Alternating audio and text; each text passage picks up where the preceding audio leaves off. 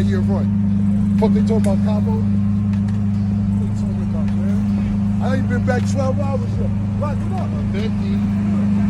You bring that 50 up, shit looking tight slick. I don't know, Black. They both good, but they no good. They stay in the house. Them the house phone. Them the iPhone. That's a real iPhone 4. Cabo, what's up? What they talking about? I like the hat. Chunky on the chest, no homo. Real chunky, man. Mase taught me how to rap, and Cam always made sure I was on every single album he had. He was like, boy, once you figure out how to rap the same way you act in these streets, it's gonna work for you. Just keep going. And that's all so I always gotta give credit to where credit is due and shit like that. It would be no Jim Jones. This shit ain't no game. They can't play with me too much. I give them the floor to do that because that serves me no purpose. I got too much to worry about, too much to do. What was your reaction when Camron brought up all these old stories and everything about you? I laugh, man. I got this thing, man. People laugh at the lies, but the truth always hurt. You know, lies are more entertaining. You heard? You get to laugh, you get the joke, but the truth is a serious thing, no matter how you look at it. The truth is what the truth is. Every nigga that put hands on you and you get to altercation, you cool with him. You tried to chase French Montana out the game, that ain't work out. Y'all got cool. So cool that you go to his video shoot, bro. Every nigga that do something to put pressure on you, you sit there and work it out. But when they got a little genuine heart for you and all that, cool, that's the pattern. If they don't put hands on you, then you can keep going on and on and on. But the nigga who do this, you cool with, and then the nigga who try to handle it sophisticatedly. What I'll finish with is this, man. I'm never here to downplay your character. As much as you try to degrade my character for years and push me under the bus and say, I ain't start this and I ain't do that, and you started Pink and you made the Diplomats, which is just... Do you ever hear me talk about when you ran on me when BMF pulled up? When you ran in the hotel, they chased you to the beach. They chased you to the beach, you was in the sand. I don't pump that. I don't pump all that shit because I ain't trying to degrade your character. You know why? Because the revolution was televised. That's why I'm here. That's why God work like that. That's why me and Murder is here. This whole situation ain't just some old story resurfacing. It's about how truth and entertainment don't hit the same anymore. When Cam brought up those past moments, Jim didn't blow up or panic. He just laughed like it was nothing. I was at Jim album release party, and everybody was over there with Jim, and Cam is standing over here with like 3 or 4 people just looking on and couldn't believe that Jim is the guy. There's no Dipset without Jim. Cam is not a blood. I don't even know if Jewels was. I doubt Freaky was. All the gang all ran under Jim. Right. All of the muscle was Jim. That wasn't Cam. You know what I'm saying? But Jim took the role of being the underboss, the muscle, to make sure that Cam could function and move around. But don't get it twisted. That laugh didn't mean it didn't sting. Jim made it clear that lies spread quick because the fun, easy to twist and made for jokes. But the truth, that's a whole different kind of weight. Truth sticks around, even when people try to act like it doesn't exist. You can laugh at rumors all day, but when the real story comes out, it changes the whole energy. So Jim put he stood front line for anything in regards to Cam, and then he put Dipset in front of Cam. The wedge that became between Cam and Jim is Jim's success. Cam always looked at him as being the star, Jim being capo. You know what I'm saying? Right. But it's kind of like Sammy the Bull becoming John Gotti.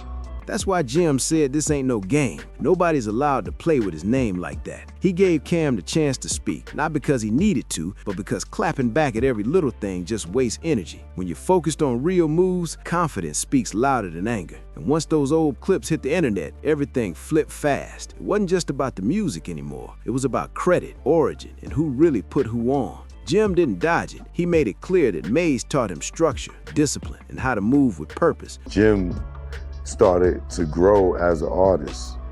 And as he started to grow as an artist, he started moving from standing behind Cam to he started standing next to Cam. And Cam was looking him over his shoulder like, yo, what you doing?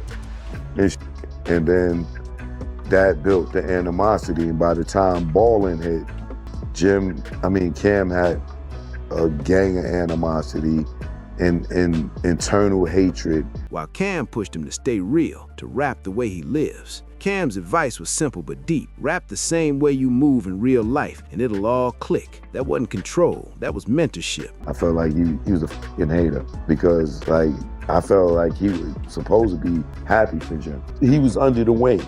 Jim was the muscle.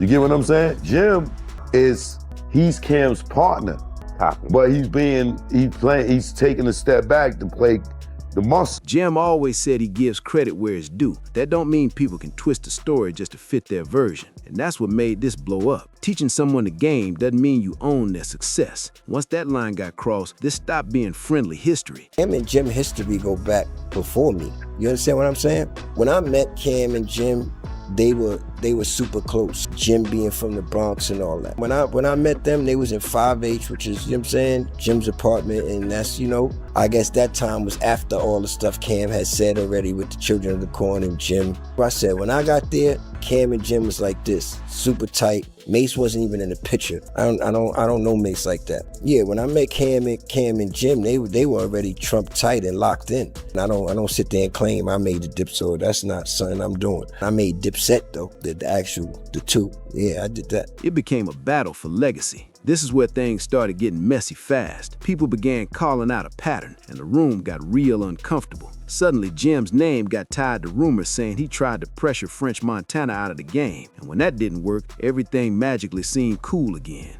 You know, the internet gets kind of crazy with the lies. The lies be going crazy on the internet. I mean, well, the lies start from a narrative, and the narrative starts from a person. And I've never been one in my life to care about clearing up no rumors. Like that just takes time out of my day from making money. I know who I am. I'm very comfortable in my skin. I don't change my pivot, and everybody knows that. I mean, as you can see, I would not be here if I did anything else but be me. But it wasn't just about peace at movie premieres or public appearances. Jim was out there sitting front row while slick shots were being thrown right on screen. That's what made it wild. Imagine watching a movie, knowing every line has your name written all over it, and you just sitting there, calm, no reaction, no move. Stop tricking out their freedom, bro. This is gonna be the last time I address this. Whatever you got to say after this, good luck, I wish you luck. I got other shit to do. This is not on my place. Believe what you want to believe, because I got other things to do. You feel me, Murder? I ain't want to snap one of them nose, but yeah, I'm good. Here goes some popcorn, Stat. To some, that looked like confidence. To others, it looked like swallowing straight up disrespect. The bigger talk wasn't even about French. It was about how Jim handles pressure. The word on the street was simple. When the tension's real, things get handled quietly. But when it's just talk, the back and forth never ends. And that's what made this moment blow up even more. This is the era where podcasts changed the whole game. Once somebody drops a name, that door swings wide open and there's no closing it back. But now people got these platforms where, you know, they asking people, so it's like a thin line. So then you got Jim, you can't respond. Even though Jim wasn't attacked, his name was mentioned. So now it opens the door for Jim to say something back. That's what happened with these podcasts and shit like that. So it opens the door, and Jim chose to, you know, say why niggas on his dick. Cam chose to carry it the way Cam chose to carry it, and you have what you have now. All I can say is Jim and Cam are very competitive. They've always been competitive, and it got to the point to where, you know, they had to be competitive against each other. I really looked at podcasts the other day. I was watching a bunch of podcasts. I'm like, it's crazy how all these old stories are getting everybody into so much trouble. He said all that on a live he did before, or pretty much. Like he did, you know what I mean? With him and Jim had some words. You know, they weren't on the best of terms years ago. This is just like a double back of something that happened a couple of years ago. Because I have my own issues with, you know what I mean? Behind the scenes, or whatever the case may be. We all probably have our own issues behind the scenes with whoever, but, you know. Jim didn't even get directly attacked, but his name being mentioned was enough to light things up. That's how these platforms work now. One random comment can turn into a headline overnight. Jim stood his ground, pushing back his own way. Cam handled it his way too. And once both sides picked a lane, the internet did what it always does. It ran wild. Clips got chopped, stories got twisted. Mase needed to go on a diet. He needed to get his life together. He needed to go to the doctor and get a physical. He looked terrible, bad body, back ass. He looked big around the neck, waist looked crazy. I'm body shaming this You heard? He need to go get his shit together, get on the treadmill, do some push-ups, do something. You heard? Especially for playing with me. And suddenly, past looked brand new again. That's the tightrope everyone walks. Stay silent and they call it guilt. Speak up and everything explodes into chaos. Jim Jones didn't start this, but once that mic was on, there was no turning back. You was a fan. You begged us. You are a fan, nigga. A fan. So you can sit around and act like you've been around all this Harlem and everything. You ever see somebody from Harlem try to act like they from Harlem so bad that you got to keep saying, I'm from Harlem? From Harlem, know who's from Harlem. You don't have to keep saying you from Harlem. This moment right here is where everything cracked wide open, because this wasn't just personal anymore. This was about power shifting right in front of everyone's eyes. From the very beginning, the roles were clear. Camron was the face, the star, the one in the spotlight. Jim was the muscle, the backbone, the one making sure everything ran smooth and stayed solid. They know what I've done. And dance around it all they want and shit like that, joking, but they know if I get upset, it's gonna be a real problem. Get out of here. For a long time, Jim stayed behind the scenes, holding the line so the whole vision could grow strong. But once he started leveling up as an artist himself, the energy started shifting fast. Standing behind turned into standing beside, and before anyone noticed, he was standing out front. That's when the vibe changed. When the spotlight starts to slide, pride starts to shake. It's like when the one who used to be in the background suddenly becomes the main attraction. Somebody's always gonna feel some type of way about that. Yeah, listen, man, listen. You were fanned out and you begged niggas to come to your house after you heard all these mixtapes. That's how you got in. Mase actually taught you how to rap. Literally. He taught you how to rap. But that tension didn't come from hate overnight. It came from growth clashing with ego. And once ballin' dropped, the balance was already off. This is the part people don't like to admit, because the internet thrives on drama, not truth. Jim made it clear, lies don't just pop up out of nowhere. They start with a story, and that story always starts with someone. Once it hits the timeline, it grows legs and takes off running. Mase taught me how to rap. You say it. We taught you how to rap. How you ran the whole organization. How you made Diplomat. Yeah, you ain't make none of this stuff. You was a fan. That's how you got down originally. Period. I heard the new you did. Yo, you want to come through? Come through. Why? Why are we going to Jomo's house? So yeah, I would bring some business over there sometime.